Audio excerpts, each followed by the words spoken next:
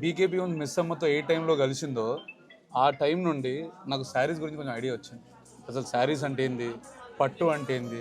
And ఇంకోటి కూడా ఏమర్థమైందంటే sorry shop opening కి వైఫ్ ని తీసుకెళ్ళకూడదని అర్థం. హలో బీకేపీ హోమ్స్, చలో మిస్ అమ్మ. ఇక మన నెల్లూరులో కొత్త బ్రాంచ్ ఓపెన్ చేస్తున్నప్పుడు మనం పోకపోతే ఎట్లా? బిజినెస్ అనేది ఈజీ ఏం కాదు. అది ఇన్ని బ్రాంచ్లు పెడుతూ ఇంతమందికి ఎంప్లాయ్మెంట్ ఇవ్వగలడము it's great. BKP Homes promotions కి చాలా దూరంగానే ఉంటది, అన్లెస్ వాళ్ళు మన కస్టమర్ అయితే.